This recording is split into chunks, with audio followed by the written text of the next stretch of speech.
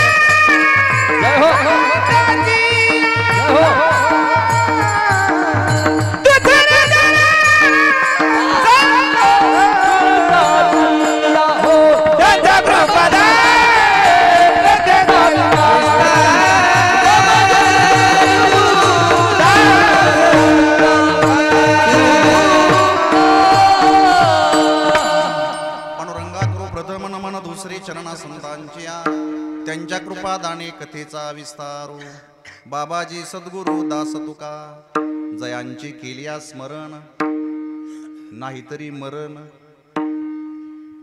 असं नाही ना जयांचे केलिया स्मरण होय सकळ विद्येंचे अधिकरण तेची वंदू श्रीचरण श्री गुरूंचे ते नमस्कारुणी आता माझे दंडवत तुमचे संत चरणासी किंवा मस्तक माझा पायावरी या वारकरी संतांच्या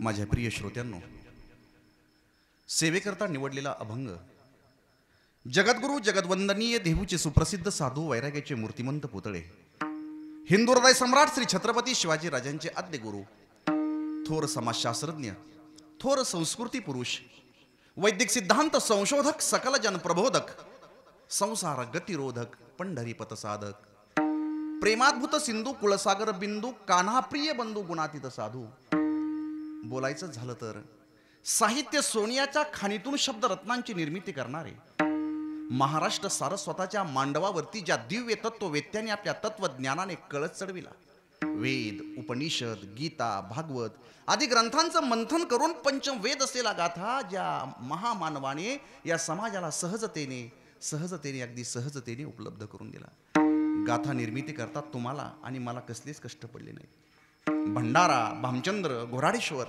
यासारख्या डोंगरावरती ज्ञानसाधना करून वयाच्या 42व्या वर्षी देहासकट वैकुंठ गमन करून विश्वातला एक अलौकिक चमत्कार ज्या संत महापुरुषाने इतिहासाच्या पानावरती सुवर्ण अक्षराने लिहून ठेवला पुण्यसलीला पवित्र असणाऱ्या माता इंद्रायणीच्या काठावरती वसलेल्या आणि आता 2024 मध्ये असलेल्या श्री क्षेत्र देहू नगरीमध्ये श्री बोल्लोबा आणि सौपूज्य कनकाई माता यांच्या पवित्र उदरी हे ज्ञानारत्न जन्माला आलं आणि मोक्षाचा मुक्तीचा देवयान राजमार्ग सर्वसामान्य नागरिकांकरता सहजतेने सुलभ आणि सुकर झाला. ते विश्वजित विश्ववीर विश्वसंत श्री श्री श्री तुकाराम महाराज यांच्या मुखारविंदातून बाहेर पडलेली ही अलौकिक गोड सुमधूर आणि अवीट अक्षर आज आपल्या सेवेकरता सादर करताना मनस्वी आनंद होतो. मायबाप विठ्ठल विठ्ठल.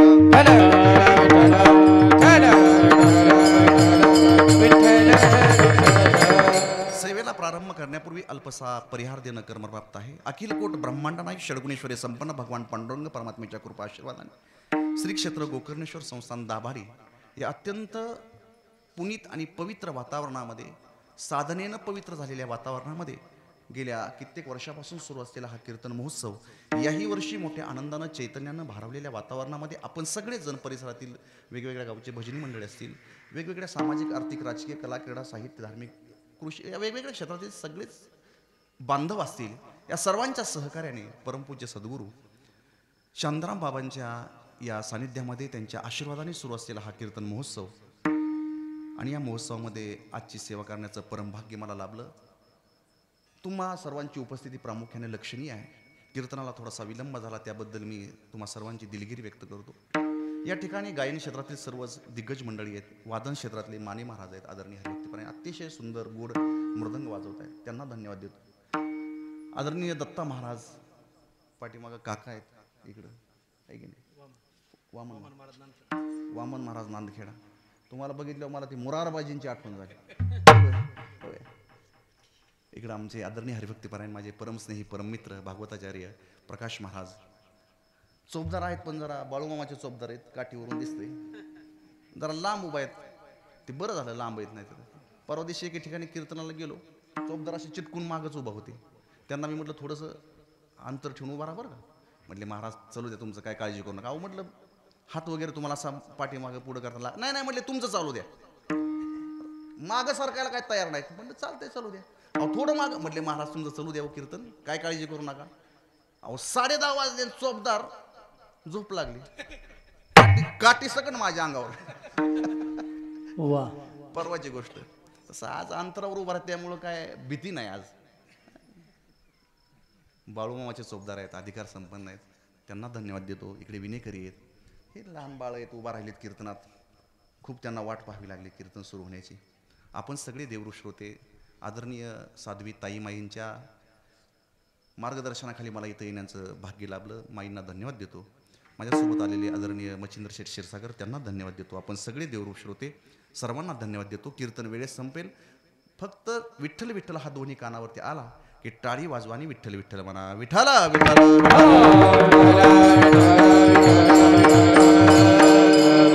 अजूनही काही लोक विठ्ठल विठ्ठल म्हणत नाहीत, टाळी वाजवत नाहीत. नसतील वाजवत, बिचारे नाराज असतील देवावर की देवानं आम्हाला एवढे दिवस का म्हणून जिवंत ठेवलं बाबा. असं नाही ना. सगळे प्रसन्न मनाचे श्रोते आहेत, सर्वांना धन्यवाद देतो. बघा वेळ निघून चाललेली आहे. 10 वाजले, 11 वाजतील, 12 वाजतील. आजचा दिवस संपेल, उद्याचा दिवस सुरू होईल. दिवस उलटतील, आठवडे उलटतील, महिने उलटतील, वर्ष उलटतील, शतकं उलटतील.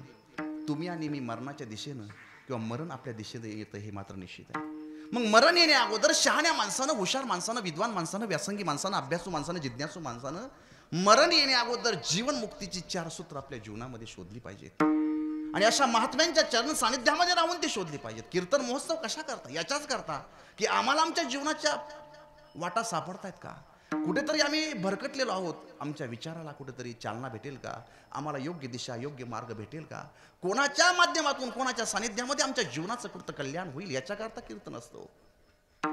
फार कीर्तन ऐकायचे नसतात.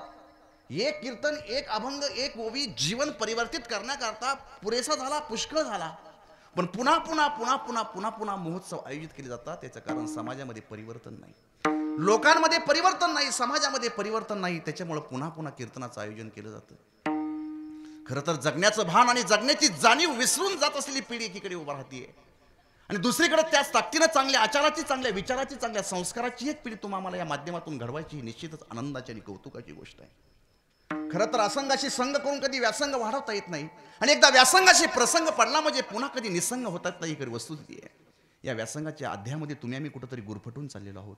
जीवनाचा अर्थ काय, जीवनाचा भावार्थ काय, जीवनाचा समन्वयार्थ काय आणि त्याच्याही पलीकडं मानवी जीवनाच्या चिरंतन तत्वाच्या पलीकडचं अध्यात्म म्हणजे काय, या सर्व विचारांच्या पलीकडं परमार्थाच्या दृष्टीनं तुम्ही आम्ही कुठंतरी अलीकडं स्थिर होऊ लागलो.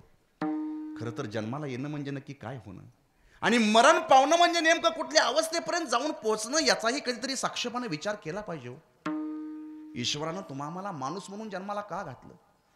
700 कोटी लोकसंख्या जगाची, 700 कोटी लोकसंख्या जगाची असताना ईश्वरानं पुन्हा मला जन्माला का घातलं? आम्ही एखाद्या विशिष्ट तालुक्यामध्ये, विशिष्ट जिल्ह्यामध्ये, विशिष्ट आईवडिलांच्या पोटी जन्माला का आलो? हे काही सहज घडलं का? हे काही योगायोगानं घडलं का? याच्या पाठीमागं काही नियतीचा संकेत तर नसेल ना? कारण महापुरुष, युगपुरुष, क्रांतिकारक, समाज सुधारक, थोर महात्मे आकाशामध्ये वीज चमकावी असं येतात आणि क्षणार्धामध्ये अंतर्धान पाहून निघून जातात. असं कधी घडत नाही.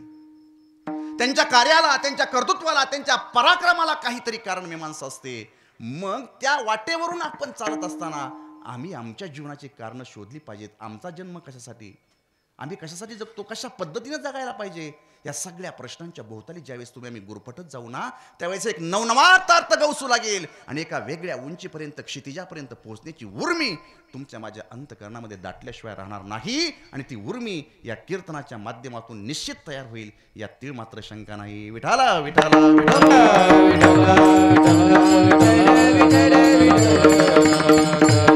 खरं तर हे जीवन अनमोल आहे, अत्यंत अनमोल असलेलं हे मनुष्य शरीर आहे.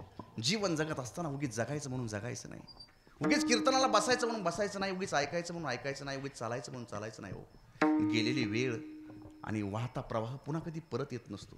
तुमच्या आयुष्यातून आताची जी वेळ निघून चालली आहे ती पुन्हा आयुष्यात परत कधीच येणार नाही. लाखो रुपये तुम्ही होता, करोडो रुपये तुम्ही होता, पण तुमच्या आयुष्यातून निघून गेलेला क्षण पुन्हा आयुष्यात परत कधी येणार नाही. जीवन जगत असताना माणसानं आत्मपरीक्षण केलं पाहिजे, आत्मचिंतन केलं पाहिजे, जगलेल्या जीवनाचा लेखाजोखा केला पाहिजे, जगलेल्या जीवनाविषयी सजग नाम जागृत असलं पाहिजे. कधीतरी माणसानं विचार केला पाहिजे की आपण कशा पद्धतीनं जगलो, कसं जगत आहोत आणि कशा पद्धतीनं पुढची वाटचाल केली पाहिजे. थोडक्यात एका वाक्यात जर सांगायचं म्हटलं, जी व्यक्ती आपल्या जगलेल्या जीवनाविषयी जागरूक राहत नाही ती व्यक्ती यशाच्या उंच शिखरावरती विराजमान होऊ शकत नाही. जगलेल्या जीवनाविषयी जागरूक असणं फार गरजेचं आहे, फार गरजेचं आहे. इतिहास विसरणारी माणसं कधीच इतिहास घडवू शकत नाहीत आणि इतिहास घडवणारी माणसं कधीच इतिहास विसरू शकत नाही. हाही एक इतिहास आहे. एके दिवशी मी स्वतः विचार करत होतो, माझ्यापासूनच सुरुवात करतो, म्हणजे तुम्हाला टेन्शन यायचं नाही. आता बाकीचे कीर्तनकार तुमच्यापासून सुरुवात करतात, माझ्यापासून सुरुवात करतो. एके दिवशी मी विचार करत होतो की अरे आपण कीर्तन करतोय, भजन करतोय, प्रवचन करतोय, सत्संग करतोय, रामायण करतोय, भागवत सांगतोय, वारकरी विचारधारा समाज मनापर्यंत पोहोचवण्याचा प्रयत्न करतोय, दररोज वेगवेगळ्या गावामध्ये जाऊन लोकांना काहीतरी देण्याचा प्रयत्न करतोय. मग आपल्या बोलण्यानं समाज सुधारत असेल का? मला प्रश्न पडला बाबा की आपल्या बोलण्यानं समाज सुधारत असेल का? उत्तरच सापडत नव्हतं की खरंच आपल्या बोलण्यानं लोक बदलत असतील का बरं. मी माझ्या गुरुजींकडे गेलो आणि गुरुजींना म्हटलं, गुरुजी 10-12 वर्षापासून कीर्तन करतोय, खूप बोलतोय, दररोज सारखा अभ्यास करतोय, पण माझ्या बोलण्यानं समाज सुधारत असेल का हो? गुरुजी म्हटले, अविनाश तुला उत्तर पाहिजे का? म्हटलं हो उत्तर पाहिजे. म्हणला गुरुजी म्हटले प्रश्न काय? मी म्हटलं की माझ्या बोलण्यानं लोक सुधारत असतील का? गुरुजींनी म्हटलं उत्तर फार छान दिलं. गुरुजी म्हटले, अविनाश तुझ्या बोलण्यानं लोक फार सुधारतील अशी अपेक्षा तू करू नकोस. बोलून बोलून तू जरी सुधारला तरी खूप झालं. विठाला विठाला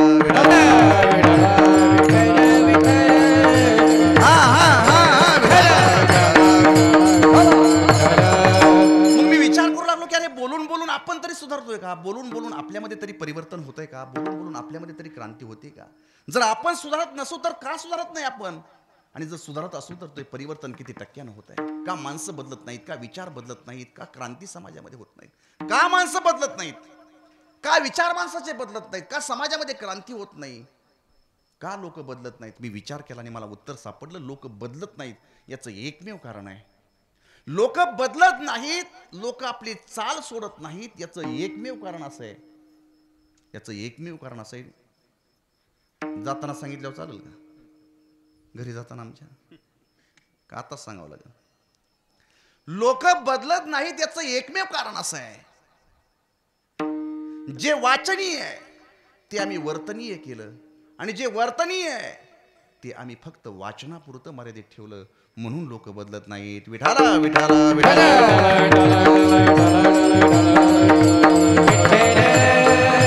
जे वाचनीय आहे ते आम्ही वर्तनीय केलं, जे वर्तनीय आहे ते आम्ही वाचनीय केलं. हीच आमुची प्रार्थना अन हेच आमुचे मागणे, मानसाने मानसाशी मानसा समवागणे. माणसानं माणसाशी माणसासारखं वागलं पाहिजे. किती गोड आहे, किती गोड सिद्धांत आहे. नेहमी खरे बोलावे, किती चांगला सिद्धांत आहे की माणसानं नेहमी खरं बोलावं. आणि पूर्वी माणसं खरंच खरं बोलायची, नेहमी खरं बोल, किंवा खोटं बोलत असतील तर ते प्रमाण फार कमी असायचं. पण हल्ली मोबाईलमुळे इतकं प्रमाण वाढलंय खोटं बोलण्याचं. येताना मी इतकं खोटं बोललो ताईंना, इथं आलोय तिथं आलोय. म्हणजे नेहमी खरे बोलावे हा सिद्धांत आहे, फक्त आम्ही वाचनापुरता मर्यादित ठेवला. आचार्य देव भव, मातृदेव भव, पितृदेव भव, गुरुदेव भव. आलेल्या पाहुण्यांचा सन्मान करावा, आपल्या आई वडिलांचा सन्मान करावा, गुरुजनांना किंमत द्यावी, थोरा मोठ्यांचा सन्मान करावा. भारत हा माझा देश आहे, सारे भारतीय माझे बांधव आहेत, माझ्या देशावरती माझं प्रेम आहे. माझ्या देशातल्या समृद्ध आणि विविधतेने नटलेल्या परंपरांचा मला अभिमान आहे. त्या परंपरांचा पाईक होण्याची पात्रता माझी अंगी यावी म्हणून मी सदैव प्रयत्न करेन. भारत माझा देश आहे, सारे भारतीय माझे बांधव आहेत असं म्हणतो आम्ही. रस्त्यानं चालत असताना एखादा ॲक्सिडेंट होतो, ॲक्सिडेंट झाल्यानंतर तो ॲक्सिडेंट झालेला व्यक्ती रस्त्यावरती रक्तबंबाळ अवस्थेमध्ये पडलेला असतो. पाणी पाणी असं ओरडतोय, रक्त वाहतंय त्याच्या शरीरातून. माणसं सहज त्याला पाहतात, पण तो पाणी असं ओरडत असताना त्याच्या मुखामध्ये पाण्याचे 2 घोट टाकण्याकरता कोणी थांबत नाही. ॲम्ब्युलन्सवाल्याला कोणी फोन करत नाही, त्याला उचलून दवाखान्यामध्ये नेण्याची लगबग कोणी करत नाही. का? कशाला? नसती झंझट आपल्या पाठीमागं लागेल. काय करायचं आपल्याला? नसती पोलिसांची चौकशी सुरू होईल, आणि दुसऱ्या दिवशी हाच व्यक्ती प्रतिज्ञा म्हणतो, भारत माझा देश आहे, सारे भारतीय माझे बांधव आहेत. अरे मग काल रस्त्यावरती तडफड करणारा तुझाच बांधव होता, का त्याला वाचवलं नाही? जे वाचनीय आहे ते आम्ही वर्तनीय केलं, जे वर्तनीय आहे ते आम्ही वाचनापुरतंच मर्यादित ठेवलं, म्हणून लोक बदलत नाहीत. विठाला विठाला.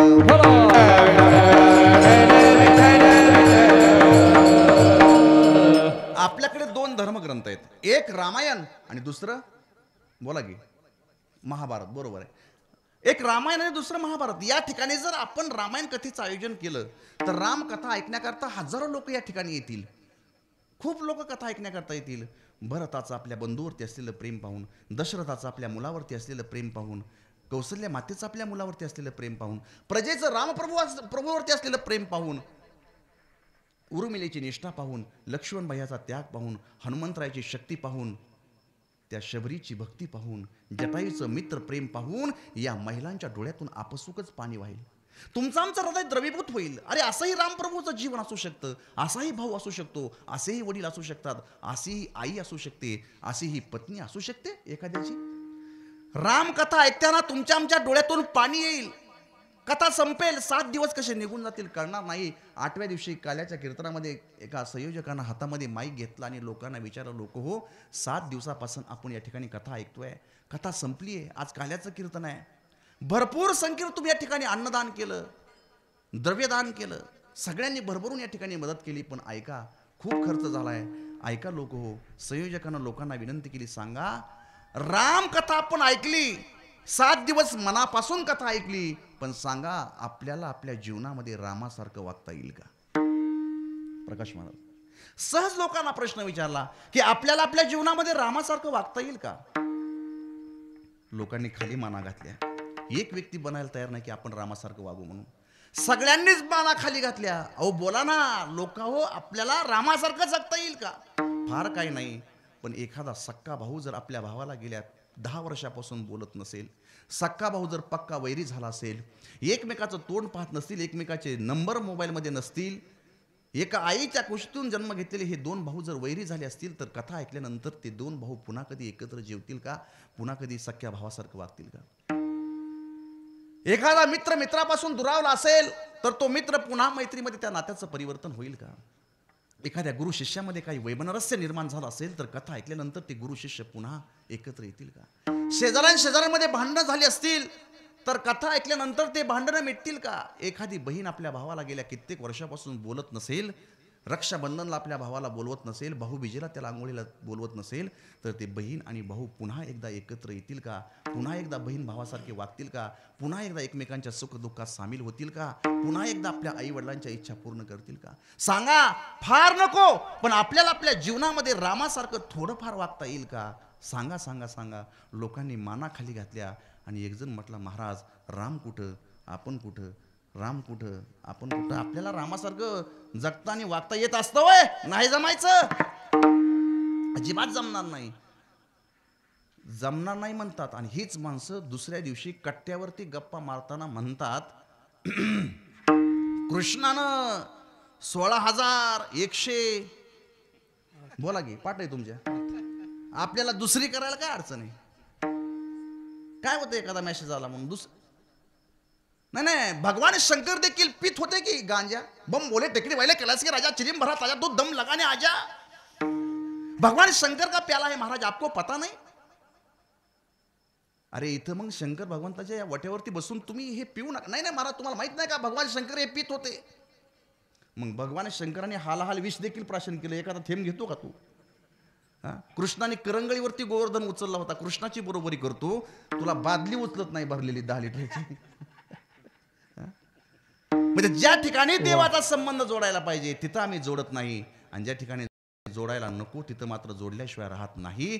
जे वाचनीय आहे ते आम्ही आचरणात आणण्याचा प्रयत्न केला, आणि जे आचरणात आणण्यासारखं आहे ते फक्त वाचलं सोडून दिलं. विठाला विठाला.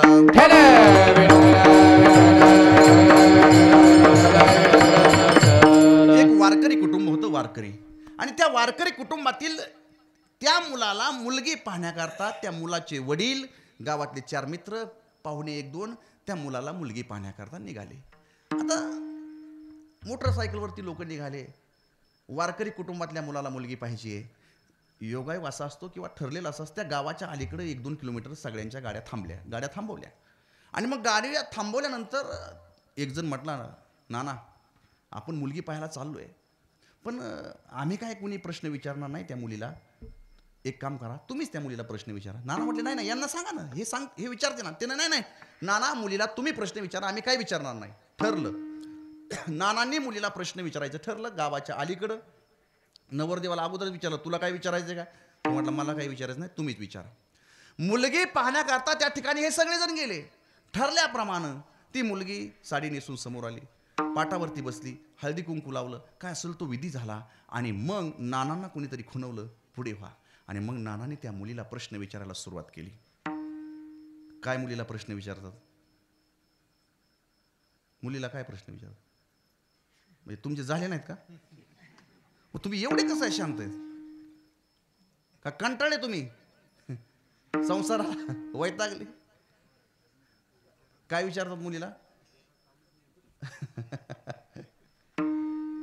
काय विचारते? मुलीचं नाव विचारतील, अजून मामाचं गाव विचारतील, शिक्षण विचारतील, आत्या, भाऊ किती, बहिणी किती, आवड वगैरे काय विचारतील मुलीला. हे प्रश्न सर्रास विचारले जातात.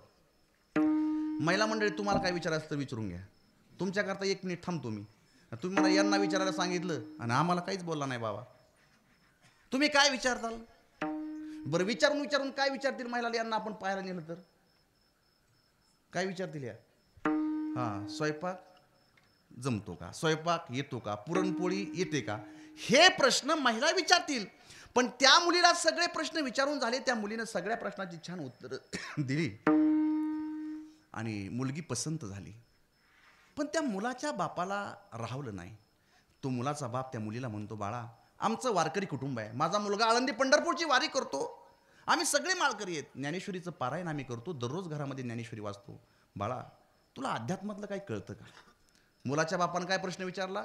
तुला अध्यात्मातलं काय कळतं का? ती मुलगी म्हणली, म्हणजे काय? नाही म्हणजे तुला रामायणातला एखादा प्रसंग सांगता येईल का? ती म्हटली, हो.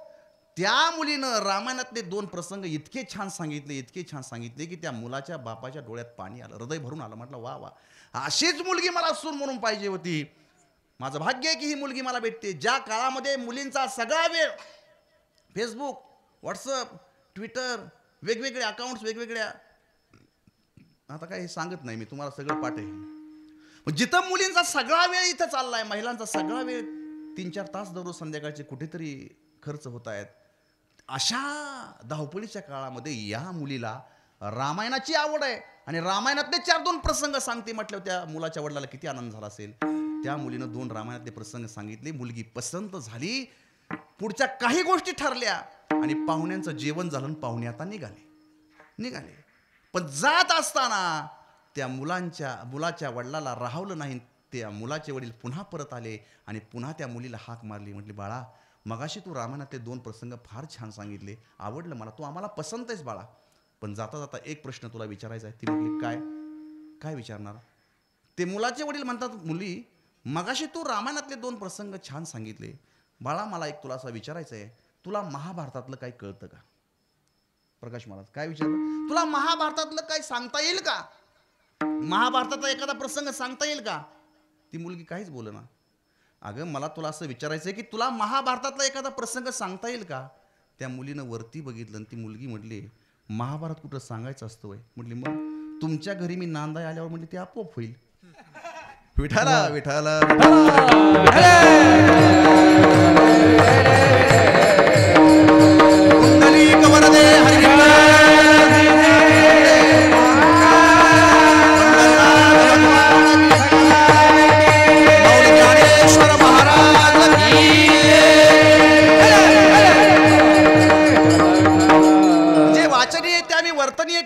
जे वर्तनीय ते आम्ही वाचनीय केलं म्हणून जैसे थे परिस्थिती आहे. समाज बदलतच नाही. कधी जीवन सुंदर होईल, कधी तुमचा जीवन आनंदानं प्रफुल्लित होईल, कधी जीवनामध्ये फक्त आनंद आणि आनंदच मिळेल. मी माझ्या गुरुजींना विचारलं, म्हणलं, गुरुजी, जीवन कशानं सुंदर होईल हो? प्रत्येकाची धडपड आहे जीवन सुंदर करण्याकरता. माझं जीवन सुंदर झालं पाहिजे. प्रत्येकाची तळमळ आहे. गुरुजींना विचारलं, गुरुजी सांगा, माझं जीवन कधी सुंदर होईल? गुरुजी म्हटले, एक काम कर, प्रश्न सोपा आहे तुझा, जीवन कधी सुंदर होईल? म्हटलं हो. गुरुजी म्हटले, एक काम कर, आजपर्यंत तुझ्या आयुष्यामध्ये तुला कोणी मदत केली त्या सगळ्यांची नावं लिहून आण, मी तुला उत्तर देतो. अहो, मी म्हटलं, गुरुजी, माझा प्रश्न असा आहे की जीवन कधी सुंदर होईल आणि तुम्ही हे वेगळंच सांगायला लागला की आजपर्यंत तुला कोणी मदत केली त्यांची नावं लिहून आण. गुरुजी म्हटले, लिहून तर आण, प्रश्नाचं उत्तर तुला देईल. मी घरी गेलो, विचार करू लागलो की आजपर्यंत माझ्या जीवनामध्ये मला कोणी मदत केली, त्या प्रत्येकाची नावं लिहून काढायची. मी घरी गेलो, विचार करू लागलो की मला कोणी मदत केली. मी लहान होतो त्यावेळेस मला सायकलचं टायर खेळायला भेटत नव्हतं. सायकलचं टायर खराब झालेलं. सायकलचं टायर काय किंमत नव्हती त्याची, आता फार म्हणजे त्याला किंमतच नाही कसलीच. पण मी लहान होतो त्यावेळेस ते पोरं सायकलचं टायर असं त्याला एक लाकूड घ्यायचं नसं पळवत फिरायचे. ते मला भेटलं नाही लवकर. माझ्या एक मित्राला ते टायर भेटलं आणि तो पोरगा संध्याकाळी शाळा सुटल्यानंतर टायर खेळायचा. तर तो काय करायचा, त्याचं खेळणं झाल्यानंतर ते टायर मला एक 15-20 मिनिटं खेळायला द्यायचा. मी त्या मुलाचं नाव, माझ्या मित्राचं नाव लिहिलं. मी लहान होतो याच्यासाठी, मी त्याचं नाव लिहिलं. अजून थोडासा मोठा झालो. मला सायकल काही लवकर भेटली नाही. माझ्या मित्राला लवकर सायकल त्याच्या वडिलांनी आणून दिली. मग तो मित्र सायकल कोणाला हातच लावून देत नव्हता. मामा हातच लावून देत नव्हता सायकलला कोणाला. शाळेत गेल्यानंतर सायकल अशा ठिकाणी लावायचा की जिथून त्याला खिडकीतून ती सायकल स्पष्ट दिसेल, अशा ठिकाणी तो सायकल लावायचा. मग तो कोणाला सायकलला हात लावू देत नव्हता, पण त्यानं मला त्याची सायकल शिकवली. मी त्याचं नाव लिहिलं की अरे या मुलानं आपल्याला मदत केली. मी त्याचं नाव लिहिलं. थोडा पुढे गेलो. आमच्या गावातील एक व्यक्ती, त्यांनी मला 10वीच्या परीक्षेमध्ये वेळेवरती मी परीक्षेला जावायच्या करा त्यांच्या मोटरसायकलवरती बसून त्यांच्या मुलांना आणि मला ते घेऊन गेले परीक्षा केंद्रावरती. मी त्यांचं नाव लिहिलं. आळंदीला जाताना ज्यांनी मला आळंदीचे तिथले नंबर दिले, मठाचा नंबर दिला, गुरुजींचा नंबर दिला, मी त्यांचं नाव लिहिलं. आळंदीत गेल्यानंतर ज्यांच्याकडे माझं अध्ययन झालं मी त्यांची नावं लिहिली. ज्यांच्याकडून काही शिकलो, आजारी पडलो, रक्त मला लागलं, ते ज्यांनी मला रक्त दिलं त्यांचं नाव लिहिलं. जीवनामध्ये ज्यांनी मला मदत केली त्या सगळ्यांची नावं मी लिहिली. जवळजवळ 150-200 नावाची यादी मी काढली आणि गुरुजींकडे गेलो. म्हणलं, गुरुजी, माझ्या आजपर्यंतच्या आयुष्यामध्ये या सगळ्यांनी मला फार मोठी मदत केली, हे त्यांची नावं. गुरुजींनी ती यादी घेतली, नावं बघितली. म्हटले, प्रश्न काय? म्हटलं, प्रश्न एकच आहे की जीवन सुंदर कधी होईल? गुरुजी म्हणजे आता एक काम कर, या लोकांनी तुला मदत केली आहे, यांची नावं तू आणलीस, आता एक काम कर, आजपर्यंतच्या तुझ्या आयुष्यामध्ये तू कोणाला मदत केली आहे त्यांची नावं लिहून आण. तू कोणाला मदत केली? मी म्हटलं आता अवघडच झालं. घरी गेलो, विचार करू लागलो, मी कोणाला मदत केली, मी कोणाला मदत केली, मी कोणाला मदत केली. विचार करू लागलो. 8, 10, 15 दिवस आठवतच होतो नाव, पण नावच लिहिता येत नव्हते. कोणाला आपण मदत केली, आपल्यामुळं कोणाचं जीवन समृद्ध झालं, आपल्यामुळं कोणाला आनंद भेटला. विचार करत होतो, उत्तर सापडत नव्हती, नावं आठवत नव्हती. 8-15 दिवस गेल्यानंतर बळच एक 30-40 नावं मी कागदावरती लिहिली आणि ती 30-40 लोकांची नावं गुरुजींकडे घेऊन आलो. म्हटलं गुरुजी, या लोकांना मी मदत केली, ही 40 लोकांची यादी. यांनी मान्य करो अथवा न करो, पण या लोकांना मी माझ्या जीवनात मदत केली. गुरुजी म्हटले ठीक आहे. गुरुजींनी ती 40 लोकांची यादी बघितली. म्हटले अविनाश, तुझा प्रश्न काय?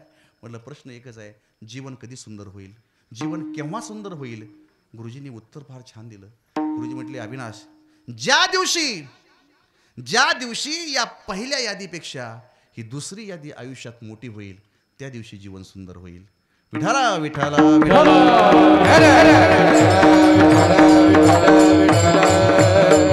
आपल्याला कधीतरी दुसऱ्याला काहीतरी देता आलं पाहिजे.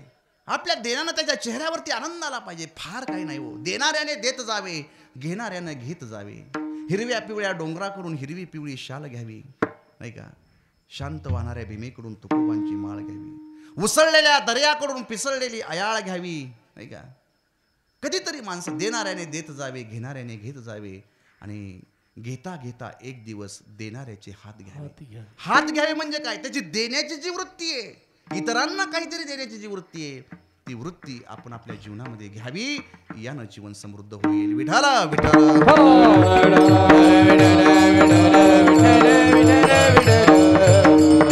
फार मोठी परंपरा आहे महाराष्ट्राला देणाऱ्यांची, फार मोठी परंपरा आहे. ज्यांनी या जगाला काहीतरी दिलं, या समाजाला काहीतरी दिलं हो त्यांनी. आज त्यांची नावं चिरंतन आहेत. फार मोठी यादी आहे.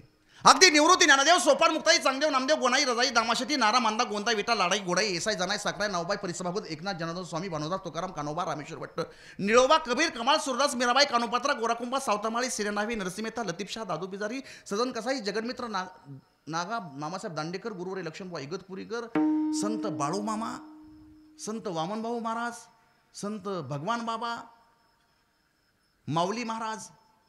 आणि जर तुम्ही कधी आळंदीला गेलात म्हणजे तुम्ही जाणार नाहीत मला माहिती, पण जर कधी गेलात आणि तुमचं दर्शन जर राहिलं असेल किंवा गर्दीमुळे तुम्हाला असं वाटलं की मला दुसरं काम आहे, मला माऊलींचं दर्शन आज नाही घेता येणार, असं जर तुम्हाला वाटलं तर तुम्ही एक काम करा, लक्षपूर्वक ऐका. तुम्हाला असं वाटलं की आपल्याला माऊलींचं दर्शन घेता येणार नाही, तुम्ही एक काम करायचं, माऊलीच्या मंदिराच्या समोर यायचं आणि कोणत्याही व्यक्तीला तिथं विचारायचं की जुनी वारकरी शिक्षण संस्था कुठे आहे. लक्षपूर्वक ऐका. जर माऊलींचं दर्शन नाही झालं गर्दीमुळे तरी एवढं काम करायचं, निश्चित लक्षात ठेवा. जुनी वारकरी शिक्षण संस्था कुठे? कोणीही सांगेल तुम्हाला. अगदी हाकेच्या अंतरावरती जुनी इमारत आहे, वारकरी शिक्षण संस्था असा बोर्ड लिहिलेला आहे. 100-125 वर्षाची परंपरा आहे. त्या बिल्डिंगच्या समोर तुम्ही जा, इमारतीच्या समोर तुम्ही जा आणि समोर जाऊन काय करायचं, अरुंद असा जिना आहे, त्या जिन्यानं तुम्ही वरती चढायचं, पहिल्या मजल्यावरती जायचं. लक्षपूर्वक ऐका. पहिल्या मजल्यावरती तुम्ही गेलात, शेवटच्या खोलीकडे पाहायचं. शेवटची खोली तुम्हाला दिसेल, उघडी दिसेल, मंद असा प्रकाश दिसेल आणि त्या उघड्या असलेल्या मंद प्रकाश असलेल्या खोलीच्या समोर तुम्ही जायचं. अखंड ज्ञानेश्वरीचं आणि गाथ्याचं पारायण करत असलेले विद्यार्थी कल्याणासाठी आपलं संपूर्ण जीवन ज्यांनी समर्पित केलं, आज वारकरी संप्रदाय जो वैभवामध्ये दिसतोय, आज आम्ही कीर्तन प्रवचन करत महाराष्ट्रभर फिरतोय, हे वैभव जे आमच्या वाट्याला आलंय, ज्यांच्या त्यागामुळे हे वैभव आम्हाला प्राप्त झालं. विद्यार्थी कल्याणासाठी ज्यांनी आपलं संपूर्ण जीवन त्या ठिकाणी आळंदीमध्ये खर्ची घातलं, ते परमपूज्य सद्गुरू मारुती बाबा कुरेकर बाबांच्या चरणावरती तुम्ही डोकं ठेवा.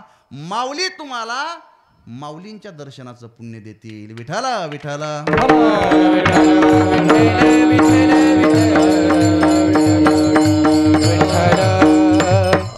देणं ही गोष्ट फार महत्वाची. ज्यांनी दिलं त्यांचीच नावं निघतात.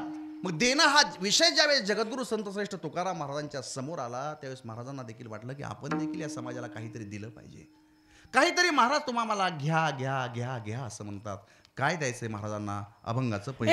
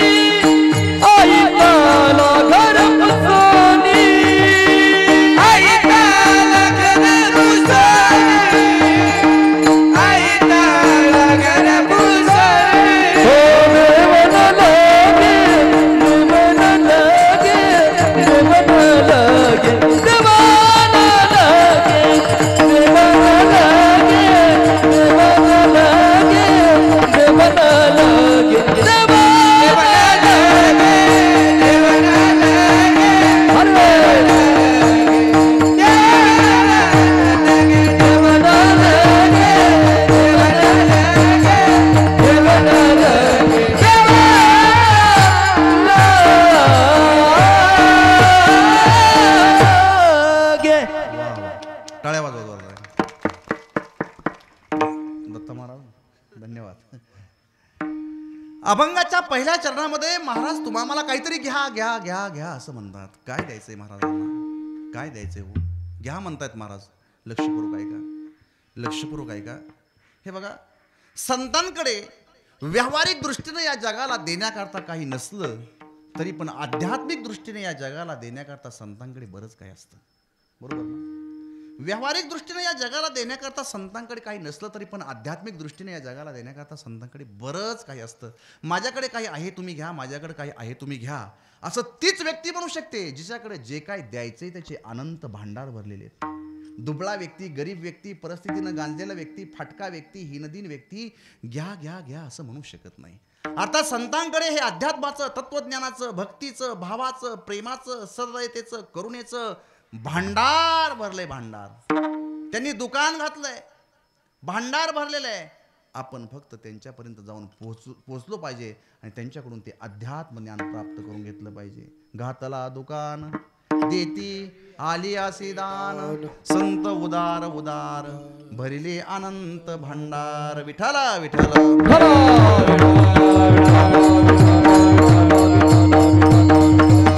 जगद्गुरु संत श्रेष्ठ तुकाराम महाराजांच्या अभंगावरती चिंतन करू गेलो असता एक गोष्ट आपल्या लक्षात येते की संतांनी हा भक्तीचा, परमार्थाचा आनंद स्वतःच्या जीवनामध्ये अगोदर स्वीकारला, नंतर त्यांनी तो उपभोगला आणि मग या समाजाला देऊ केला. लवकर लवकर माणसं स्वीकार करत नाहीत. व्यवहार असो वा परमार्थ असो, स्वीकार लवकर होत नाही. व्यवहारामध्ये जर आपण एखाद्या व्यक्तीला म्हटलं ना, साहेब वा वा काय तुमच्या नावाची कीर्ती आहे, सगळीकडे तुमच्याच नावाचा असा जयघोष चाललेला आहे, बस बस बस साहेब, तुम्ही म्हणजे तुम्ही आहात, अप्रतिम, अलौकिक, अद्वितीय, साहेब तुमचा नाद खोळा. अहो जिथं जाईल तिथं तुमचीच चर्चा आहे. ओ शेठ, ठीक आहे साहेब, बस तुम्ही म्हणजे तुम्ही आहात बरं का. तिकीट 100% तुम्हाला भेटणार आहे, 100% भेटणार आहे. साहेब म्हटलं तुझा माझा परिचय नाही, ओळख नाही, काय नाही, तू एवढी माझी स्तुती का करतोय? तो म्हटला साहेब स्तुती वगैरे काही नाही, पण तुम्हाला एक खरं सांगू का? म्हटलं काय? म्हटलं साहेब विश्वसनीय सूत्रांकडून मिळालेल्या खात्रीलायक वृत्तानुसार मला असं कळालंय की तुम्हाला कोणीही कोणत्याही चौकामध्ये उडवू शकतो. तुमच्या जीवाला धोका आहे साहेब, तुम्हाला कोणी मारू शकतं. या 8-10 दिवसामध्ये तुम्हाला कोणीतरी मारणार आहे. साहेब म्हटले बापरे, मग काय करावं लागेल? तो म्हटला साहेब एक काम करा, मला माहिती आहे की तुम्हाला कोणीतरी मारणार आहे, मी तुम्हाला सांगायला आलो, पण एक काम करा साहेब, मला तुमचा बॉडीगार्ड म्हणून ठेवा. मी तुमची बॉडीगार्ड करतो, मी तुमचं रक्षण करतो. आता हा व्यक्ती म्हणतो की मला तुमचा बॉडीगार्ड म्हणून ठेवा. याला बॉडीगार्ड ठेवून चालेल का हो? आत्ताच ओळख झालेल्या व्यक्तीला. बरं, ज्यानं अविचारानं बॉडीगार्ड ठेवले त्या देशाच्या पंतप्रधानांपासूनचा इतिहास पहा. बॉडीगार्डनंच गोळ्या घातल्या का नाही इंदिरा गांधींना ना? आता पुण्यामध्ये जो मोठा बाई होता त्याला बॉडीगार्डनंच मारलं, पाठीमागून गोळ्या घातल्या. मग तो व्यक्ती जर म्हणत असेल की मला तुमचा बॉडीगार्ड म्हणून ठेवा, तर तुम्ही त्या अनोळखी व्यक्तीला तुमचा बॉडीगार्ड म्हणून ठेवणार नाही. लवकर लवकर त्याचा तुम्ही स्वीकार करणार नाही. तुम्ही म्हणाल त्याला ठीक आहे माझ्या शेतामध्ये 1-2 वर्ष काम कर. तिथं त्यानं विश्वास संपादन केला, पुन्हा काही घरातली कामं सांगा, तिथं विश्वास संपादन केला.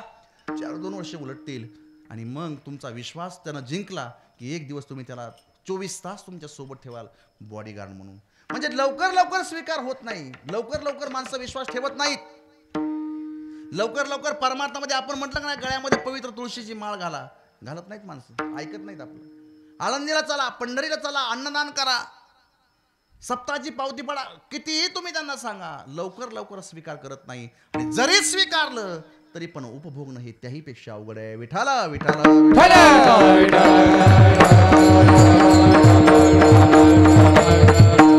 उपभोगण्याची किमया जर नसेल तर काय बहिरिया पुढे ऋषिकेशा गायन करा.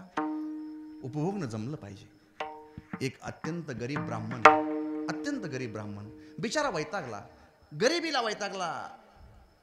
पै पाहुणे त्याचे अपमान करायचे, मुलं त्याचं ऐकत नव्हती, पत्नी अपमान करायची, वैतागला बिचारा. म्हटला नकोच आपल्याला प्रपंचात राहायला नको.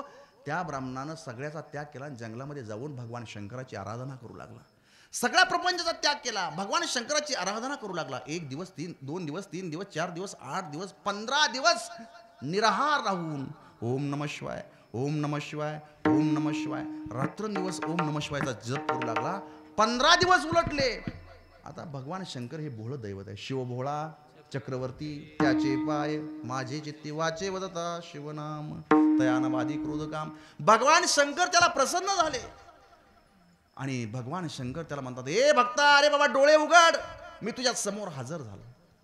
कशा करता 15 दिवसापासून निराहार राहून माझी साधना करतोयस, माझी उपासना करतो. काय पाहिजे तुला माग. तू जे मागशील ते देण्याकरता मी समर्थ आहे. काय मागणार आहेस बोल लवकर, मी आलोय.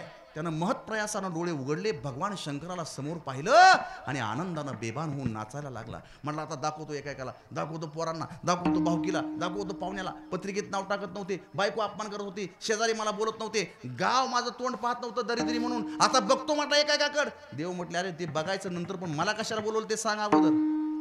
तो म्हटला देवा तुम्हाला कळत नाही का मी तुम्हाला कशासाठी बोलवलंय. न सांगता तुम्हा कळो येते अंतर. कशा करता बोलवलं. तो म्हटला देवा तुम्हाला सगळं माहिती आहे. अरे बोल कशा करता बोलवलं. तो म्हटला देवा फार गरीब आहे, बायको किंमत देत नाही, मुलं विचारत नाहीत, शेजारी माझं तोंड पाहत नाहीत, पै पाहुणे मला बोलवत नाहीत कार्यक्रमाला, वैतागलो जंगलात आलो, तुमची उपासना केली, तुम्ही प्रसन्न झालात. म्हटले मग. म्हटलं देवा एक काम करा, एक मला द्या. काय मागणार आहेस. तो म्हटला देवा मला तुम्ही खूप श्रीमंत करा, खूप श्रीमंत करा. देव म्हटलं काय करायचं नेमकं. तुझा अकाउंट नंबर माझ्याकडे नाही, ट्रान्झॅक्शन मारला असतं. काय श्रीमंत करू म्हणजे नेमकं काय करू. तो म्हटला देवा एक काम करा. म्हटला देवा तो काय करता, तुम्ही काय करता. हा तो समोर दिसतोय ना तो डोंगर सोन्याचा करून टाका म्हटले. देव म्हटलं डोंगर सोन्याचा. म्हटलं हो. भगवान तथास्तु म्हटले आणि क्षणार्धामध्ये दगडा मातीचा डोंगर सोन्याचा झाला. आणि तो सोन्याचा डोंगर त्यानं पाहिला आणि नाचू लागला, उड्या मारू लागला, गाऊ लागला. म्हटलं आता आनंद आहे, आता आनंद आहे जीवनामध्ये. बस भगवान शंकराला निरोप द्यायचा देखील विसरला तो. भगवान शंकर निघून गेले आणि निघून गेल्यानंतर तो 15, 20, 25 मिनिट नाचला आणि अचानक मटकन खाली बसला आणि मोठमोठ्यानं कपाळावरती हात मारून रडू लागला. स्वतःला शिव्या देऊ लागला. अरे मी किती मूर्ख आहे, मी किती बावळट आहे. शिव्या देऊ लागला, स्वतःला रडू लागला मोठमोठ्यानं. शेजारून एक व्यक्ती जात होता. तो म्हटला आतापर्यंत हा व्यक्ती चांगला उड्या मारत होता, नाचत होता, गात होता आणि अचानक खाली बसून रडायला काय झालं. म्हणून तो शेजारचा व्यक्ती त्याला म्हटला का रे बाबा मगापासून मी तुला पाहतोय, तू उड्या मारत होता, नाचत होता, गात होता, आता रडायला काय झालं. तो म्हटला काय सांगू, फार वाईट झालं. म्हटलं म्हणले काय झालं. फार गरिबी होती, कोणी विचारत नव्हतं, कोणी किंमत देत नव्हतं. म्हटले मग जंगलात आलो, पुढे काय केलं, भगवान शंकराची आराधना केली. झाले का प्रसन्न. देव प्रसन्न झाले. मागितलं का काय देवाजवळ, काय मागितलं देवाजवळ. तो म्हटलं बघा ना मागितलं देवाजवळ. काय मागितलं. तो समोर दिसतोय तो डोंगर, या पठ्ठ्यानं मागून घेतलाय. तो डोंगर माझा आहे म्हटला, माझा. त्या माणसानं मागं वळून बघितलं तर खरंच दगडा मातीचा डोंगर सोन्याचा झालेला. त्याचे डोळे दिपून गेले. तो म्हटला अरे वेड्या मूर्खा, एवढा मोठा सोन्याचा डोंगर तुला देवाने दिलाय, तू खुशाल रडतोस का. रडतोस. तू म्हटला मी रडतोय याच्याकरता. का रडतोय. तू म्हटला मी रडतोय याच्याकरता. कशा करता रडतोय. तो म्हटला माझं घर इथून 25 किलोमीटर आहे. मला प्रश्न असा पडलाय की हा सोन्याचा डोंगर मी घरी घेऊन कसा जाऊ. वा. घरी घेऊन कसा जाऊ. बराच वेळेला जरी स्वीकार झाला जीवनामध्ये, स्वीकार झाला तरी उपभोगणं नाही जमलं का नाही. उपभोगणं नाही जमलं तर काय. एखाद्या गायकानं सुंदर गायन केलं, एखादा राग आळवला आणि समोरच्याला जर तो नाही कळाला तर काय. एखादा कीर्तनकार ज्यावेळेस शब्दांची गुंफण करतो, बोलतो, काही मांडण्याचा काही देण्याचा प्रयत्न करतो, नाही समजलं तर काय. पालत्या घड्यावर उपभोगणं जमलं पाहिजे. परमार्थ ही उपभोगण्याची कला आहे. लोकाला सांगत बसले नाही तुकाराम महाराज. फार तर देहूमध्ये कीर्तन झाली महाराजांची, लोहगावमध्ये काही झाली आणि लोणावळा परिसरामध्ये तुकाराम महाराज कीर्तनाला गेले असतील. अन्यथा महाराज कीर्तनाला महाराष्ट्रभर फिरले नाहीत हो. त्यांनी अगोदर स्वतःच्या जीवनामध्ये स्वीकारलं, लोकांना सांगत बसले नाहीत. एखाद्या गायकानं कधीतरी एखादी चाल, एखादा राग स्वतः करता गावा.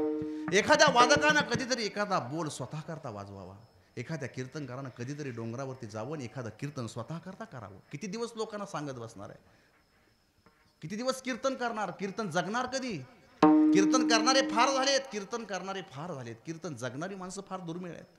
किती दिवस लोकांना सांगणार आहे. कीर्तन, भजन, गायन ही उपभोगण्याची कला आहे. उपभोगणं जमलं पाहिजे. संतांनी हा परमार्थाचा आनंद स्वतःच्या जीवनामध्ये स्वीकारला, नंतर त्यांनी तो उपभोगला आणि मग या समाजाला त्यांनी द्यायचं ठरवलं. विठाला विठाला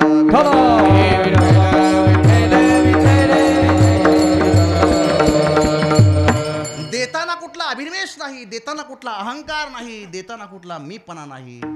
साळुंकी मंजूळ बोलतसे वाणी, शिकविता धनी वेगळा आपुलिया बळे. नाही मी बोलत सखा कृपावंत वाचा द्यायची, लागून या पाया विनवितो तुम्हाला, करे टाळी बोला मुखी नाम. किती विनंतीपूर्वक महाराज हात जोडून सांगतात, नाही का, हात जोडून पाया पडून सांगतात. विठ्ठल विठ्ठल म्हणा वेळोवेळा विठ्ठल विठ्ठल.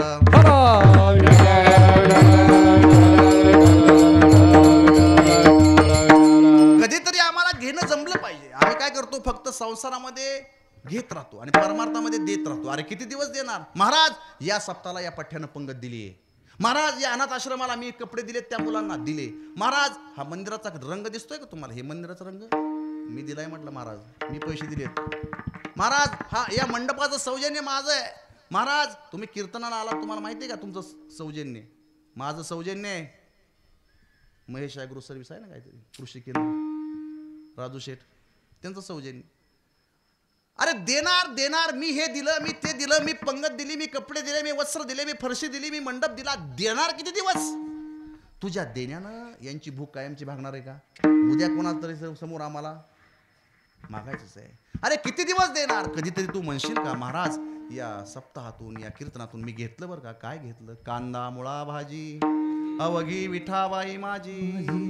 कामामध्ये काम काही म्हणा राम राम. जाईल भवश्रम सुख होईल दुःखाची. मी घेतलं महाराज. काय घेतलं. स्वामी काज गुरुभक्ती पितृवचन सेवापती हीच विष्णूची महापूजा. अनुभव नोही तुझा सत्य बोल मुखी. मी घेतलं महाराज. मी अभंग घेतला मी ओवी घेतली. कधीतरी परमार्थातून घेणं जमलं पाहिजे. देण्यानं तुमच्या देण्यानं त्यांचं जीवन समृद्ध होणार नाही. किती दिवस देणार. कधीतरी काहीतरी घ्या विठ्ठला विठ्ठला.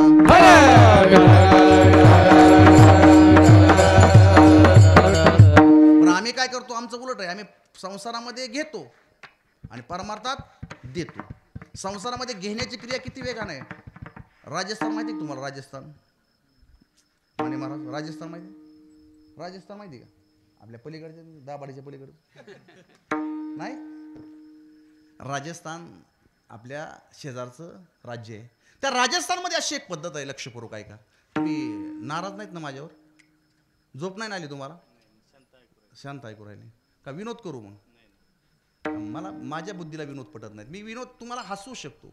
मी तुम्हाला खूप हसवू शकतो. पण मी एका चांगल्या व्यक्तीचं वाक्य ऐकलं आहे की ज्या दिवशी तुम्ही कीर्तनातून हसण्याची अपेक्षा कराल त्या दिवशी तुम्हाला रडू आल्याशिवाय राहणार नाही. भविष्यात तुम्हाला रडावं लागेल.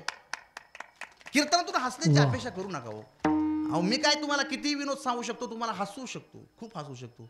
पण हे ठिकाण ते नाही की तुम्हाला आम्ही काहीतरी विनोद सांगायचे नवरा बायको पौर हे सांगण्याचं हे ठिकाण नाही. तुम्ही टी व्हीच ऑन करा.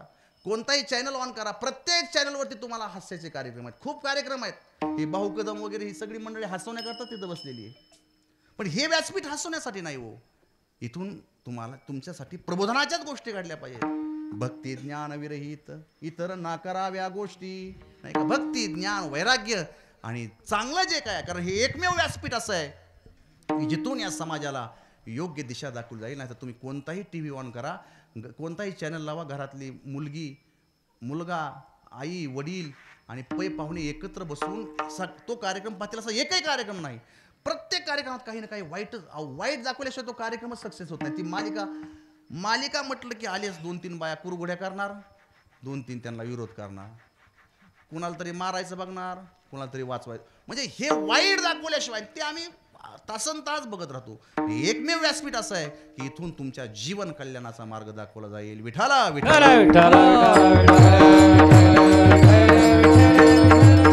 हो. त्या राजस्थानमध्ये अशी एक पद्धत आहे. राजस्थानमधलं सांगतोय मी तुम्हाला. तिकडे अशी पद्धत आहे की ज्यावेळेस एखादी मुलगी लग्न होऊन घरामध्ये प्रवेश करते. लग्न झाल्यानंतर ज्यावेळेस पहिल्यांदा आपल्या घरात प्रवेश करते सासरच्या त्यावेळेस आपल्या भागात काय पद्धत आहे महिला मंडळी आपल्या इथं बदनापूर तालुक्यात. मुलगी ज्यावेळेस पहिल्यांदा घरात पाऊल टाकते त्यावेळेस काय पद्धत आहे. तुम्ही तर सगळ्यांनीच माना खाली घातल्या बाबा अशा. म्हणजे माहीत नाही म्हणायचं मला हे का नाही. जाऊ द्या तुम्हाला नाही विचारतो यांनाच विचारतो. सांगा काय पद्धत आहे. मुलगी ज्यावेळेस घरात पहिल्यांदा पाऊल टाकते त्यावेळेस काय पद्धत आहे. हा यांनी सांगितलं. मगापासून हेच उत्तर देत आहेत मला. धान्यानं भरलेलं माप ओलांडायचं लाथाळायचं आणि मग घरात प्रवेश करायचा. हीच पद्धत आहे ना आपल्या भागात. वा. संपूर्ण महाराष्ट्रात हीच पद्धत आहे. यात काय बदल नाही. तर त्या राजस्थानमधली अशी पद्धत आहे. जसं आपल्याकडे ही पद्धत आहे तशी त्या राजस्थानमध्ये अशी पद्धत आहे. ती मुलगी ज्यावेळेस घरात पाऊल टाकते त्यावेळेस सासूनं तिचा दरवाजा अडवायचा. सासू म्हणणारीनं तिचा दरवाजा असा हात लावायचा दरवाजाला आणि मग त्या मुलीला सासून म्हणायचं ए मुली ए सुनबाई काय मागायचं ते माझ्याकडे मागून घे. तू जे मागशील ते मी तुला देणार.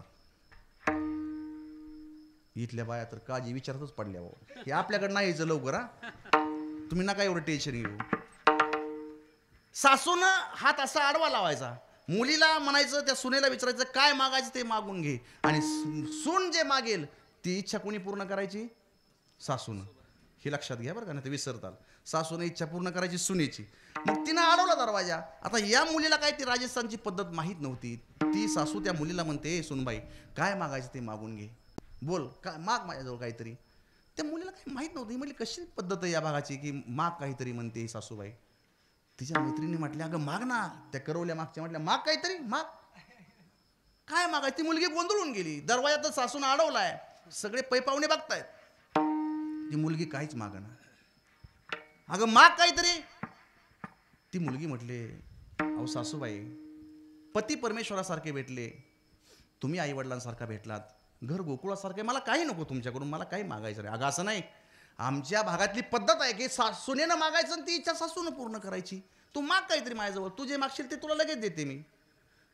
आता इथं जर एखादी गावाकडची पोरगी असती ना बाबा, तर ती म्हटली असती सासूबाई तुमच्या गळ्यातला, बघा यांना लगेच तुमचं वय झालं, तुम्हाला ते सोबत नाही, हे किती तर हे तरी 6 तोळे, ते 4 आहेत, मग 6 आणि 4 10 होतील, द्या 4 काढून माझ्याकडं. एखाद्या मुलीनं तोळे 2 तोळे 4 तोळे सासूकडून मागून घेतले असते. सोन्याचं फार आकर्षण असतं महिलांना. तर त्या मुलीनं 4-2 तोळे मागून घेतले असते. एखादी जर फार शिकलेली मुलगी असती, तुपाला तुंप म्हणणारी, प्रकाश महाराज तुपाला तुंप, बाहुजीला बाहुंजी, म्हणजे नको तिथं अनुसार देणार, नको तिथला काढून घेणार, फार शुद्ध असल्यासारखं, मी फार शिकले असं लोकांना दाखवायचं घरातल्या.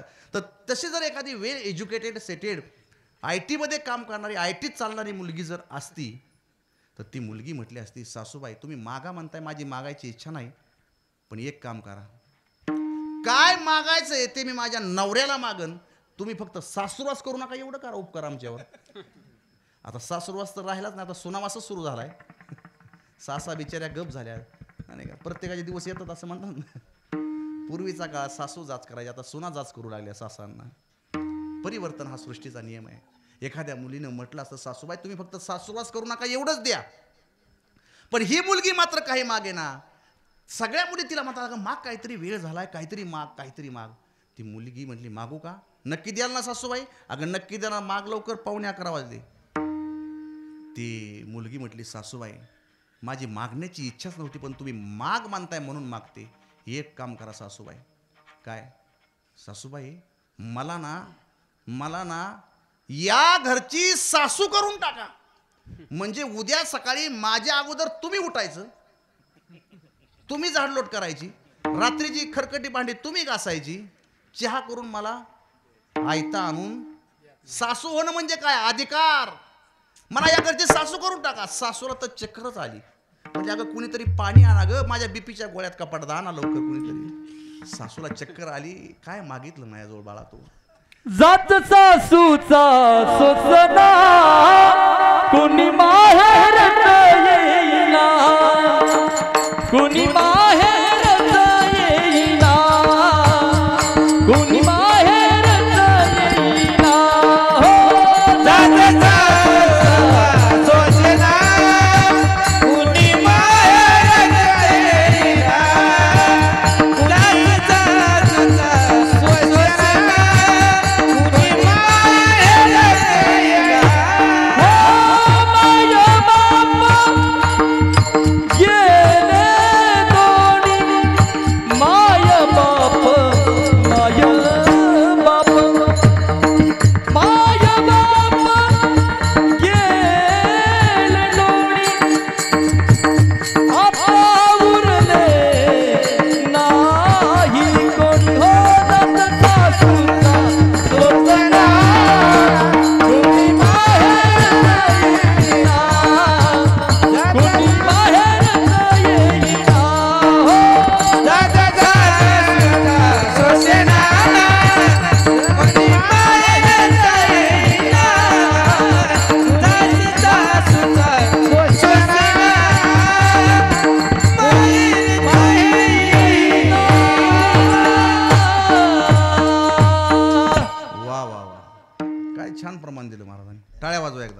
महिलांना आवडलं बरं काही काय प्रमाण आहे जाच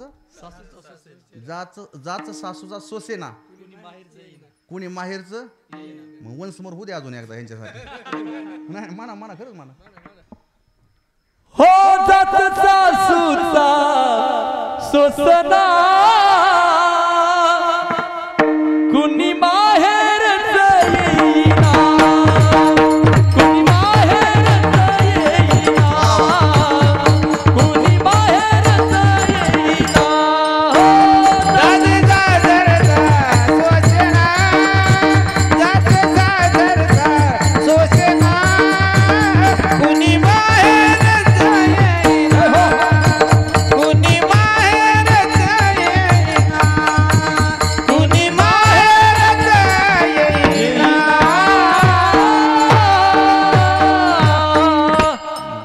वा वा आलं का लक्षात आता पाठ करून ठेवा विठाला विठाला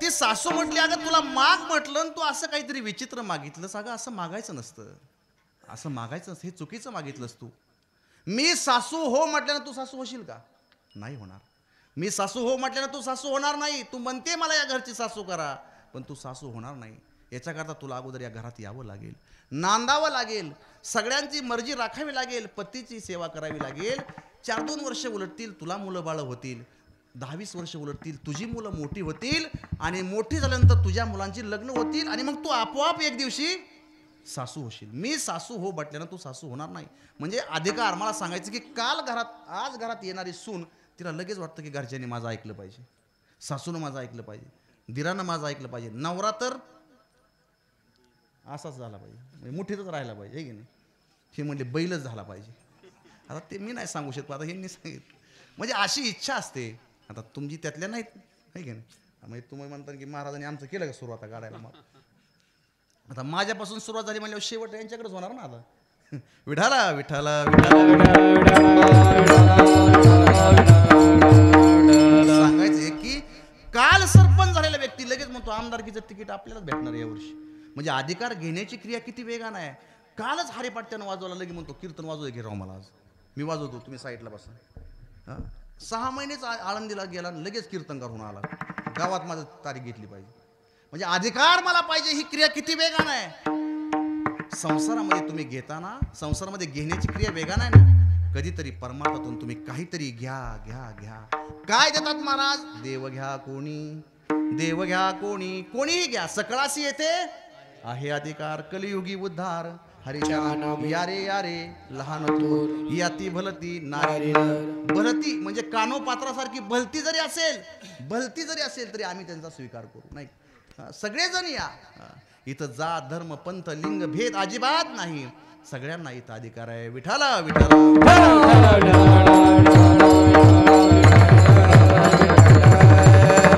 जगद्गुरु संत श्रेष्ठ तुकाराम महाराज तुम्हा आम्हाला देव देव करतात पण तो देव लोकांनी सरळ सरळ नाकारला अभंगाचं देवना लगे देवना लगे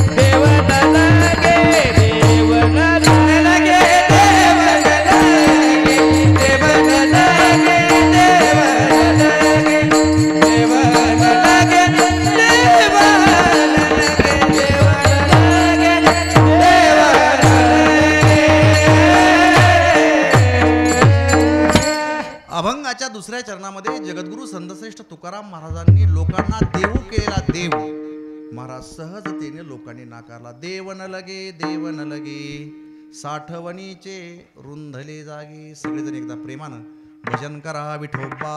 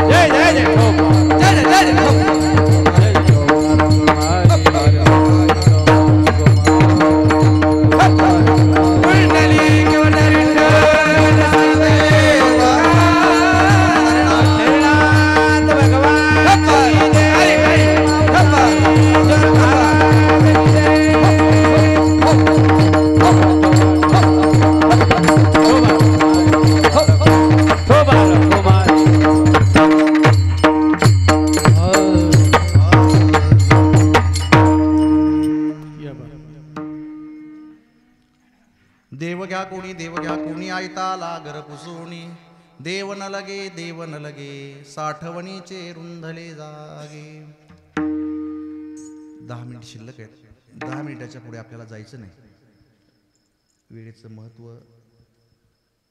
उशीर झाल्यामुळे आपल्याला आज त्याला द्यावंच लागेल. श्री संत तुकाराम महाराज देव घ्या असं म्हणतायत. महाराज देव काय घेण्या देण्याची वस्तू आहे का? देव घ्या म्हणजे नक्की काय घ्या आणि तो आमच्या गरजेचा आहे का? तो आमच्या गरजेचा आहे का? महाराज तुमच्यासारखाच एक व्यक्ती आमच्या गावात आला होता. कोण? माझ्या अगोदर कुणी आलं होतं का देव घेऊन? हो, तुमच्यासारखाच एक व्यक्ती होता आणि तो देखील आम्हाला देव घ्याच म्हणत होता. कोण होता तो? मूर्तीवाला.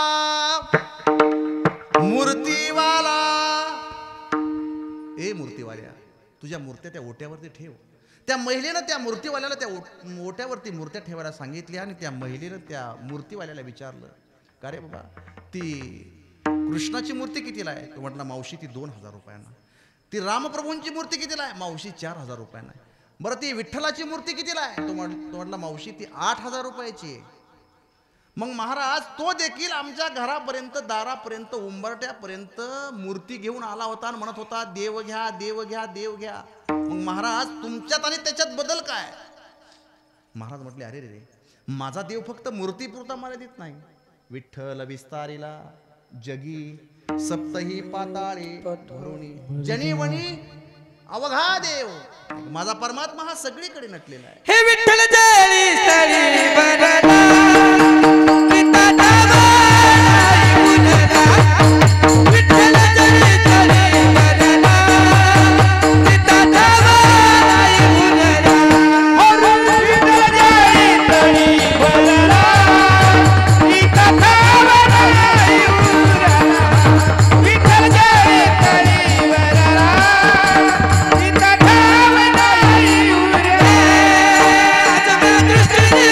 Bye.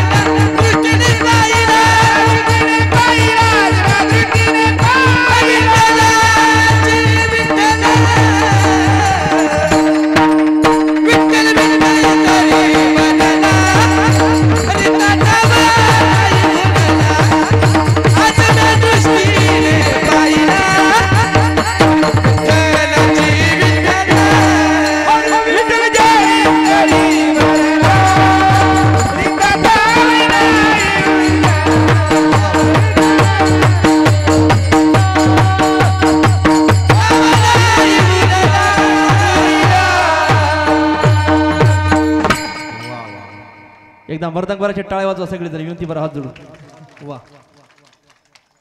असं वातावरण असं जोराला लागले तर अजून तास 2 तास कीर्तन चाललं बरं का. माझा विठ्ठल हा सगळीकडे नटलेला आहे. जनिवणी अवघा देव ऐसा ज्याचा अनुभव विश्वदेव सत्यत्वे, नाही का. माझा परमात्मा हा सगळीकडे नटलेला आहे. म्हणून तर नाथ महाराजांनी काशीवरून आणलेलं पाणी त्या गाढवाच्या मुखामध्ये ओढलं. म्हणून तर रोटी घेऊन पळणाऱ्या कुत्र्याच्या पाठीमागं नामदेवराय तुपाची वाटी घेऊन पळतात. अरे नुसती कोरडी रोटी काय खातोस, ही तुपाची वाटी घेऊन जा. म्हणून तर वाळवंटातलं जे हरिजनाचं पोरग आपल्या खांद्यावरती महाराजांनी उचलून घेतलं. म्हणून तर जगद्गुरु संतश्रेष्ठ तुकोबरायांनी आपली जहागिरी, आपली सावकारकी आपल्या वया इंद्रायणीमध्ये बुडून टाकले. आपले धान्य, आपलं घर लोकांना देऊन टाकले. माझा परमात्मा हा सगळीकडे नटलेला आहे. प्रत्येकाच्या हृदयामध्ये तो आहे. समोहम सर्वभूतेषु नमे द्वेषस्ति न प्रिया, तैसा हृदयामध्ये मी रामू, असता सर्व सुखाचा आरामू, का भ्रांतीसी कामो विषयावरी नाही. माझा परमात्मा हा सगळीकडे नटलेला आहे. वृक्षवल्ली आम्हा सोये रे वनचरे, पक्षीही सुसोरे आळविती. कणाकणामध्ये माझा परमात्मा नटलेला आहे. तो फक्त मंदिरापुरता, मठापुरता आणि मूर्तीपुरता मर्यादित नाही. माझा परमात्मा हा सगळीकडे व्यापक स्वरूपातला आहे. ठीक आहे महाराज, तो देव आमच्या गरजेचा आहे का हो? तो देव घ्यायचं म्हणजे नक्की काय घ्यायचं? महाराज म्हटले देवाचं स्वरूप कसं आहे? सच्चिदानंद रूपाय विश्वोत्पत्त्यादि हेतवे तापत्रय विनाशाय श्रीकृष्णाय वयम नमः. सत चित आणि आनंद घने त्या परमेश्वराचं स्वरूप आहे. जे काही उदात्त आहे, जे काही मंगल आहे, जे काही महनीय आहे, जे काही पवित्र आहे, जे काही छान आहे, त्याचा स्वीकार आपण आपल्या जीवनामध्ये करणं म्हणजे देव घेतल्यातला प्रकार आहे. विद्यार्थ्यांना विद्याभ्यास करावा, आपल्या आई वडिलांचा सन्मान राखून अभ्यास करावा, हे त्याचं जीवनातलं कर्तव्य आहे. त्यानं ते करावं देव घेतल्यातला प्रकार आहे. एखाद्या शेतकऱ्यानं प्रामाणिकपणे शेती करावी, कर्तव्याशी सन्मुख राहणं म्हणजे देवाशी जोडलं जाणं.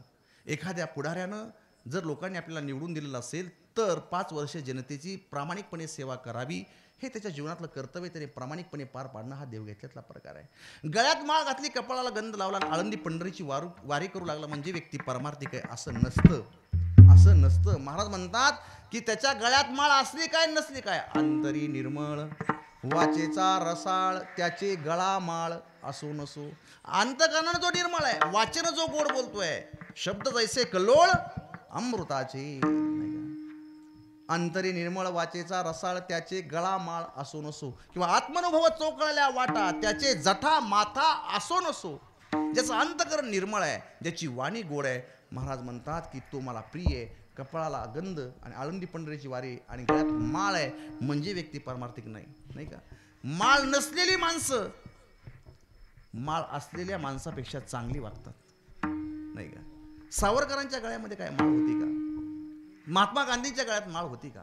भगतसिंहांच्या गळ्यात माळ होती का? नाही का. पण या माणसांचं चरित्र आज या जगाला प्रेरणा देत आहे, समाजाला दिशा देत आहे. फक्त व्यक्तीच्या अंतकरणात समाजाविषयीची तळमळ असावी, लोकांचं कल्याण व्हावं याच्याकरता त्यानं रात्रंदिवस मेहनत करावी. बस ही त्या परमेश्वराची सेवा आहे. विठाला विठाला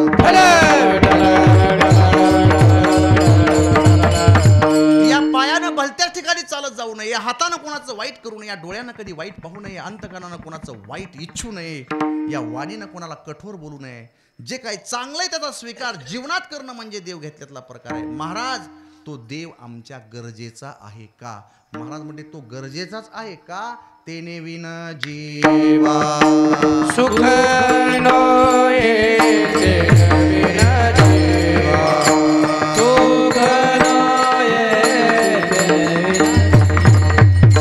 सुख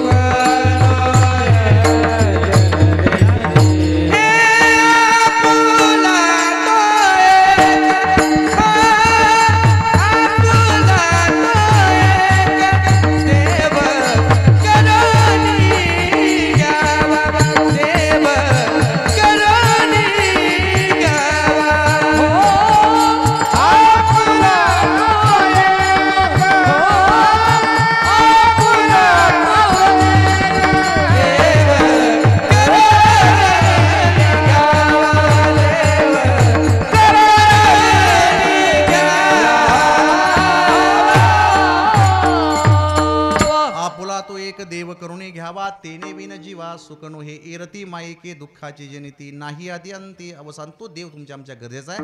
महाराज तुम्ही घ्या घ्या घ्या घ्या असं म्हणताय, परंतु महाराज तुमचा देव आम्हाला नकोय. देव न लगे, देव न लगे. का? There is no space available because memory is full. इथं तुमचा देव कुठे साठवा लागतो आम्हाला चांगलं माहिती. साठविला हरी जिही हृदय मंदिरी, नाही का? तुमचा परमात्मा हा हृदयात साठवावा लागतो आम्हाला माहिती आहे. परंतु आता त्या हृदयात जागा शिल्लक नाही, स्पेस शिल्लक नाही. ते हृदय भरून गेलंय कशानं? कामानं, क्रोधानं, मत्सरानं, अहंकारानं, मीपणानं, षड रिपुणी हे आमचं हृदय ओथंबून गेलंय. तिथे तुमचा प्रेमरूपी, ज्ञानरूपी, सत्यरूपी, सद्भावरूपी, ज्ञानरूपी देव साठवण्याकरता जागा शिल्लक नाही. देव न लगे, देव न लगे, साठवणीचे रुंदले जागे. महाराजांना वाटलं अरे एवढ्या तळमळीनं या लोकांना मी देव देऊ करतोय, लोक देव घ्यायला नको म्हणतात, जगात देवाचा भाव बुडाला का काय? किंवा देवाविषयीचा असलेला भाव बुडाला का काय? का देवरूपी मालाला मंदी आली की काय? अभंगाचं तिसरं चरण. हे देव मंडला, देव मंडला, देव मंडला, देव मंडला, देव मंडला, देव मंडला, देव मंडला, देव मंडला,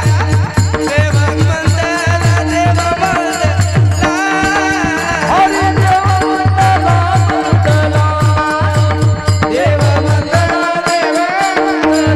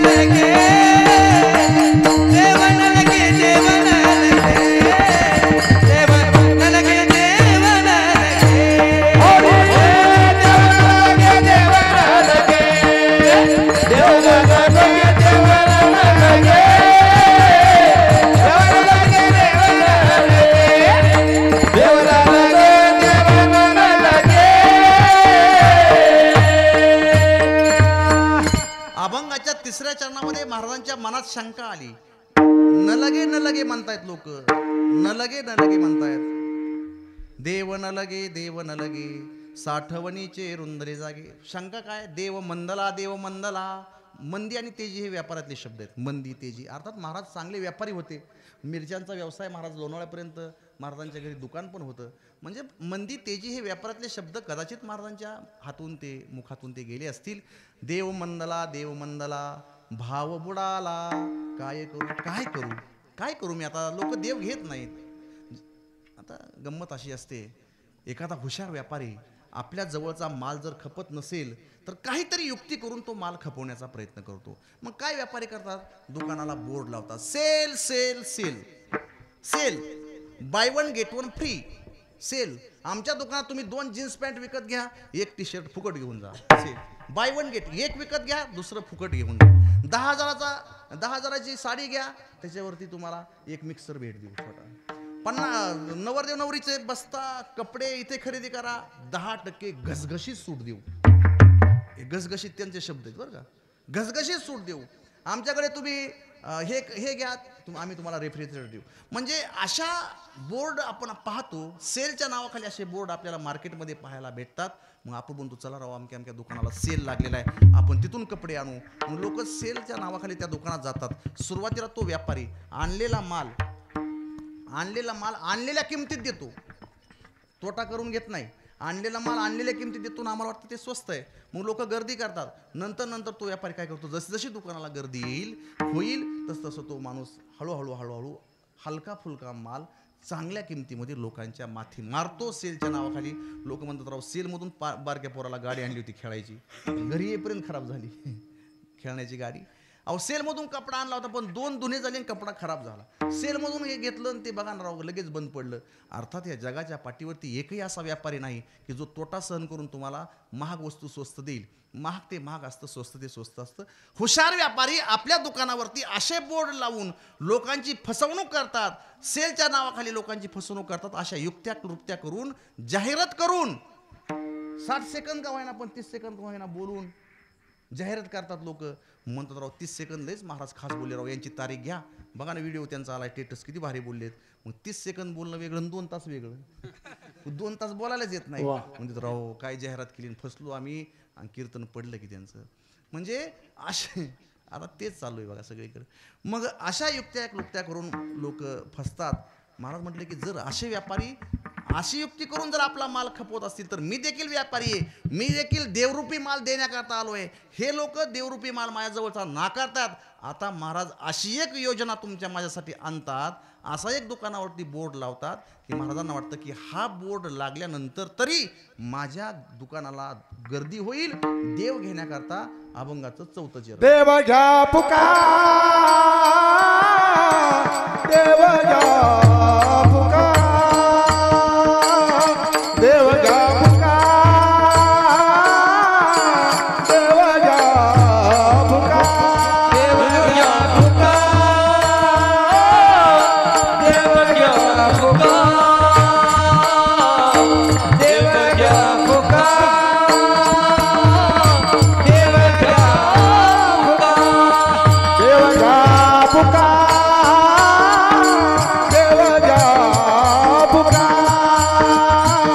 देव घ्या पुकार, देव घ्या पुकार. देव घ्या पुकार, देव घ्या पुकार,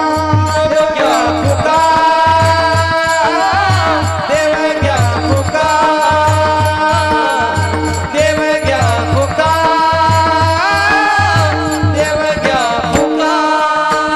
ना लगे रुका मोल काही, ना लगे रुका मोल काही, ना लगे रुका मोल काही, देव ना लगे, देव ना लगे, देव ना लगे,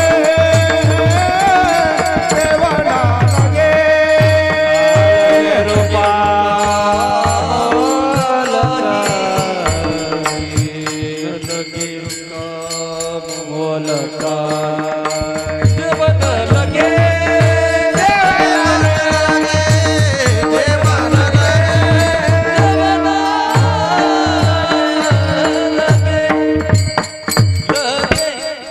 अभंगाच्या 4थ्या चरणामध्ये महाराजांनी अशी योजना आणली लोकांकरता की महाराज म्हटले देव घ्या फुका, देव घ्या फुका, न लगे रुका मोल काही. मला तुमच्याकडून एका पैशाची देखील अपेक्षा नाही.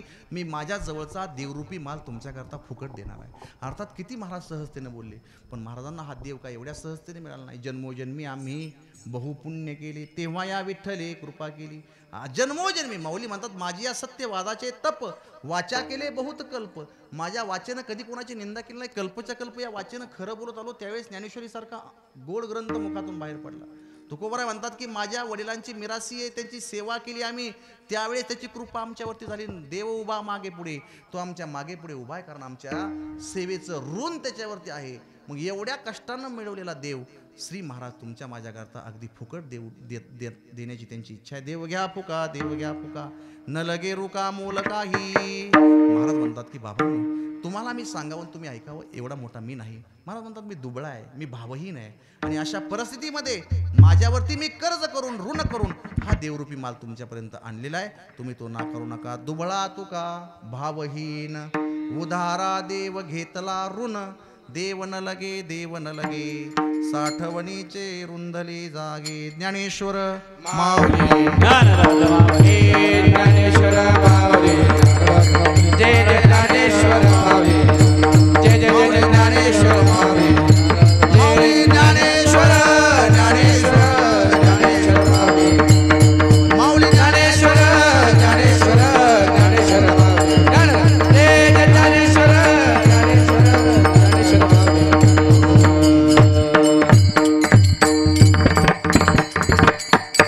यथामत यथावकाश अभंगावरती काही बोलण्याचा प्रयत्न केला. या अभंगातून श्री तुकाराम महाराजांना असंच सांगायचं असेल असा मात्र माझा अजिबात दुराग्रह नाही, हट्ट नाही. जे बुद्धीला भावलं, बुद्धीला योग्य वाटलं ते तुमच्यासमोर मांडण्याचा प्रयत्न केला. बोलता बोलता एखादा अभद्र, अमंगळ, चुकीचा शब्द वाणीतून गेला असेल, बुद्धीचा दोष असं समजा आणि उदार अंतकरणाने माफ करा. या ठिकाणी कीर्तन सेवा शृंगारित करण्याकरता आभाळ्या एवढ्या माणसांची उपस्थिती आहे. आमचे गायनाचार्य दत्ता महाराज असतील, आदरणीय महाराज असतील, इकडे माने महाराजांनी सुंदर पखवाज वाजवला, ज्यांच्या मुखातून आपण कथा ऐकताय. ते विद्वत रत्न आदरणीय हरिभक्तीपरायण प्रकाश महाराज शेलवाडीकर महाराजांना धन्यवाद देतो. बाबांच्या चरण सानिध्यामध्ये बाबांच्या या पुनीत आणि त्यांच्या वास्तव्यानं पुनीत पावन झालेले, त्यांच्या सेवेनं त्यांच्या साधनेनं पवित्र झालेलं या वातावरण आणि या वातावरणामध्ये तुम्ही त्यांच्या सानिध्यामध्ये हा भक्ती महोत्सवाचा आनंद घेता. बाबांना उदंड आयुष्य आरोग्य लाभावं ही श्रीचरणी प्रार्थना करतो. ताईंना धन्यवाद देतो. तुम्ही सगळे देवरूप श्रोते, महिला पुरुष लहान बालक आबालवृद्ध ज्यांनी मागापासून कीर्तन शूट केलं, दोन्ही माझ्या बंधूंना धन्यवाद देतो. अतिशय सुंदर अशी माई सिस्टीम आहे, फार गोड आवाज त्यांनी लावला, त्यांना धन्यवाद देतो. उत्तर तुम्हा सर्वांची प्रगती व्हावी अशी सद्भावना पंढरीश परमात्म्याजवळ व्यक्त करतो.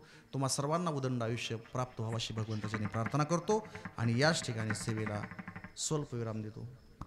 विठ्ठल जय जय विठ्ठल जय विठ्ठल जय जय विठ्ठल.